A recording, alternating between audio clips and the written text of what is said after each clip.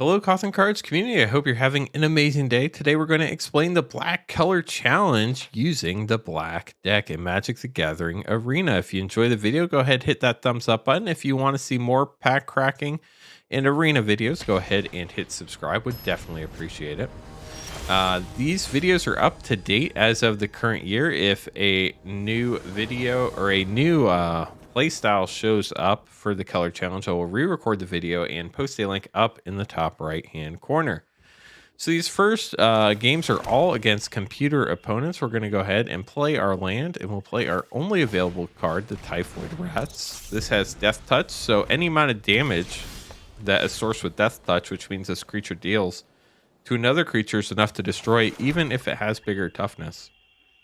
So we have combat here. Going to go ahead and attack with the Typhoid Rats.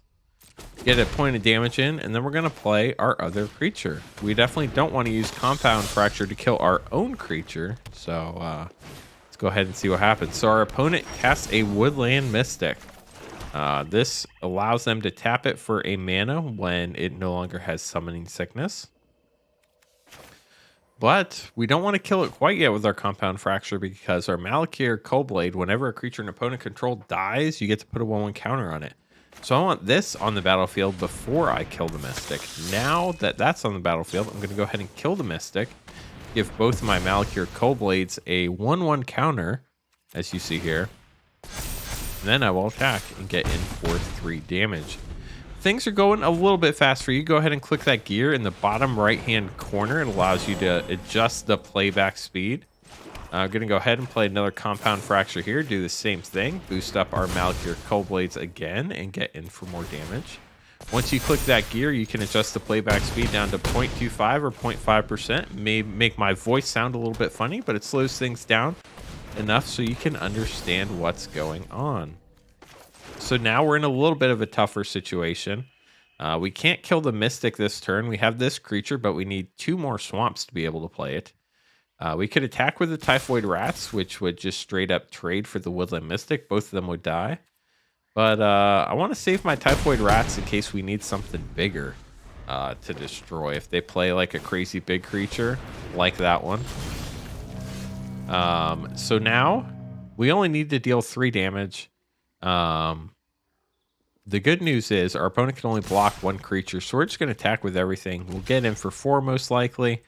That's what happens. We win the game, and our opponent dies.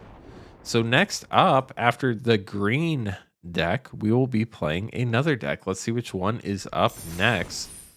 Get to upgrade our deck with some new cards. That's not an option. It just happens. So go ahead and click OK, then move on to the next game. Next game is versus Ajani Goldmane, the white deck. So let's go ahead and see how we beat this one. Again, just going to go ahead and play out what we can the first turn. That's this skeleton. You can let it die and then bring it back from your graveyard for 2 and 1 black. So we can deal or give some -1/-1 or destroy a creature, but our creature is the only one on the battlefield. Definitely don't want to kill our own creatures, so we're going to go ahead and pass the turn. Our opponent plays a land in a 2/2 creature, so now we need to do a little bit of thinking here. We can kill this creature now. If we do, our creature will be able to get through and deal damage next turn. And that's actually really important, because this creature we're going to probably play next turn. If at the beginning of the end of our next turn, an opponent lost life this turn, we get to put a 1/1 counter on it. If we don't kill this creature, we can't attack. That means our flyer will not get a 1/1 counter. And if we wait until next turn to play this spell, we won't have enough mana to play the flyer. So we're going to go ahead and kill the creature. It'll now be our turn. We get to draw a card, which is a swamp. That means it won't change what our plan was. We're going to go ahead and play the Savage Gorger. We're going to attack, deal a point of damage. Our opponent lost life, so we get a counter on our Savage Gorger. We get to see what happens next. So our opponent plays Impassioned Order.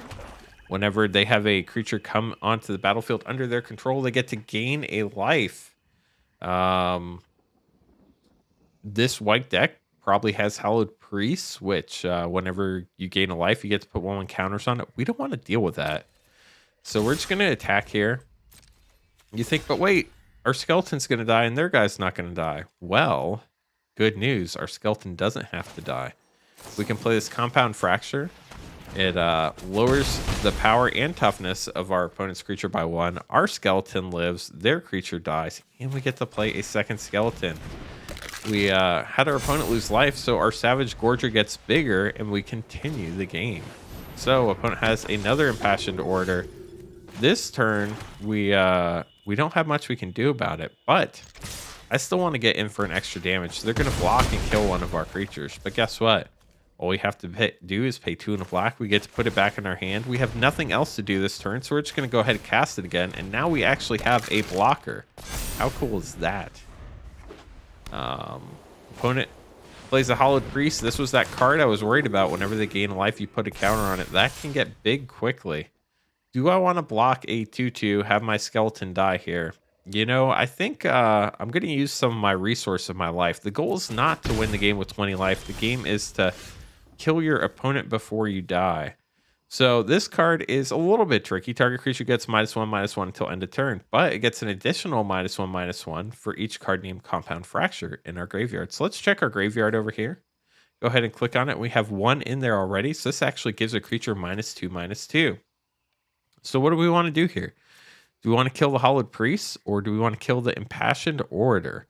This is actually a little tricky because the Hollowed Priest could get out of control if they play another creature, but the Impassioned Orator is what lets them gain life and let it get out of control. So it's actually a tough decision. The other thing to think about is if we kill the Hollowed Priest right now, we can get through with our 2 skeletons, which means we deal more damage.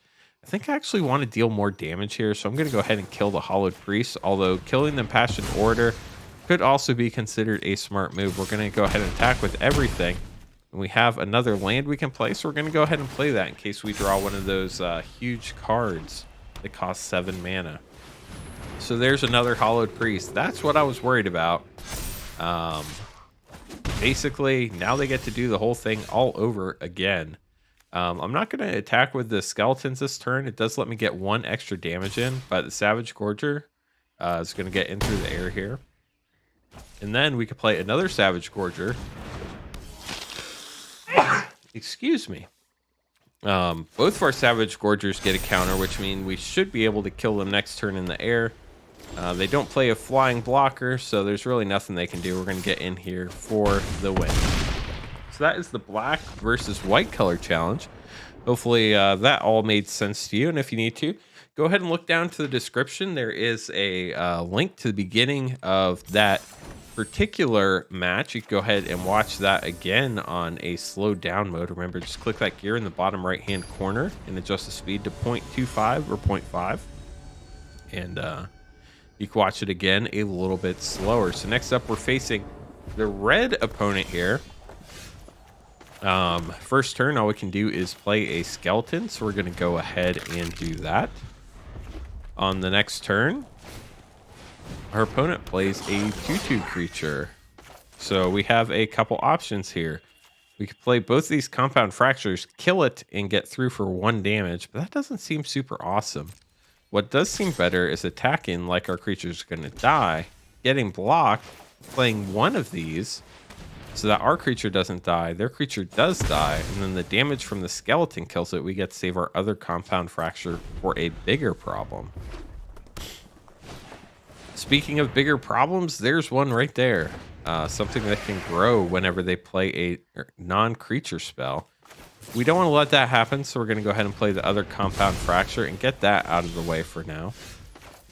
Going to go ahead and attack with a Sanitarium Skeleton. We have something that gives target creature +2/+0 and gains indestructible until end of turn. There's really no point in using that unless we want to get in from some extra damage. Personally, I'd rather use it for a combat trick. What do I mean by combat trick? Basically something that allows me to win combat that my opponent wouldn't expect. So here, they're going to block, and they're like, oh, we're going to kill it, and my guy's not going to die. Well, I can play this, boost my power to 3, which kills their guy. My guy would normally die, but it had indestructible, which means it cannot die from damage. So that's pretty cool. have the same thing going on here again. Going to go ahead and attack with both things. They're only going to be able to block one. Then we're going to be able to play our Unlikely Aid, give it +2/+0, and Indestructible. Going to kill the Minotaur, and our creature will live. So next turn, if we get another swamp, we can play the Nightmare. Its power and toughness is equal to the number of swamps we have, and it's a flyer. Well, we have 6 swamps, so it's a 6/6 flyer. Unfortunately, it can't attack because it does not have haste, but it can attack next turn. So our opponent shocks one of our creatures. Not much we can do there. Just kind of sit around and wait at this point. Just playing more swamps. It's important to play the swamp before combat so your Nightmare gets bigger. That means it gets to deal more damage and get your opponent's life total closer to 0. It was actually a pretty big move because without that, we would not be able to kill our opponent next turn. Let's go ahead and attack and see if we win. We do, and that's the end of the game. So we didn't have to make any decisions here. I probably would have played the Mardu Outrider because I can discard the skeleton and bring it back to my hand and play it again. But we never had to make that decision. We get to upgrade our deck again, and now we play our final computer boss, Jace Beleren, the blue deck.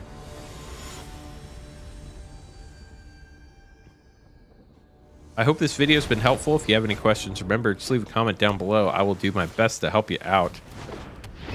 This might be a bit of a challenge for us. This deck probably has a lot of flyers we're going to be playing against, and we don't have a lot of flyer blockers, so I expect we'll be taking some damage.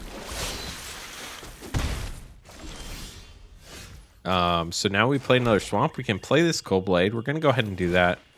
This 1/3 blocker is going to be a problem for us unless it dies. So we're going to go ahead and attack with the Typhoid Rats. They block, which normally wouldn't kill it, but the rats had Death Touch, so the 1/3 dies.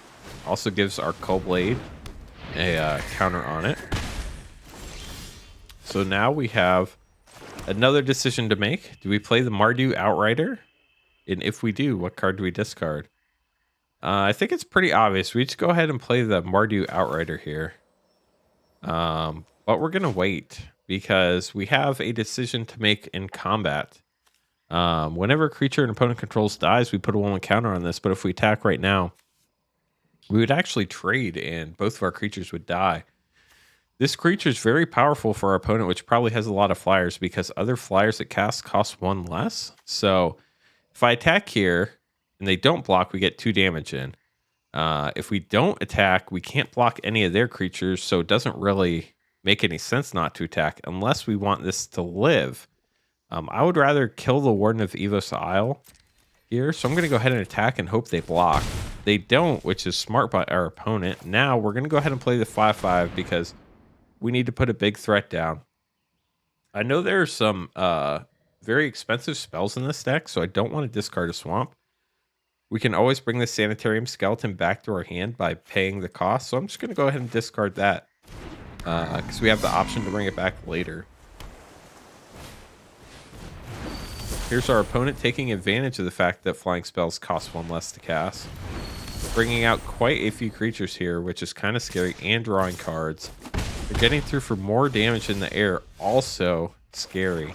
So we drew a Compound Fracture. I can't remember if we played any yet so far. So we're going to go ahead and check our graveyard. We have not. So we have some options here. Do we want to play a Compound Fracture, which kills the Cloud Concealer? Do we want to play Skeleton Archer?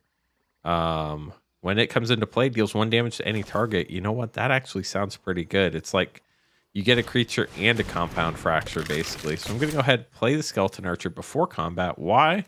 It kills one of their creatures, which gives our Malakir Coldblade another counter for more damage.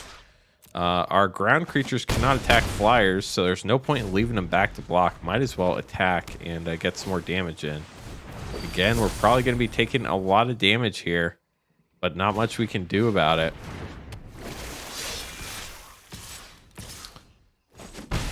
A predictable attack from our opponents there. Eternal Thirst. Whenever... Oh, it has lifelink. Whenever a creature an opponent controls dies, put a 1/1 counter on it.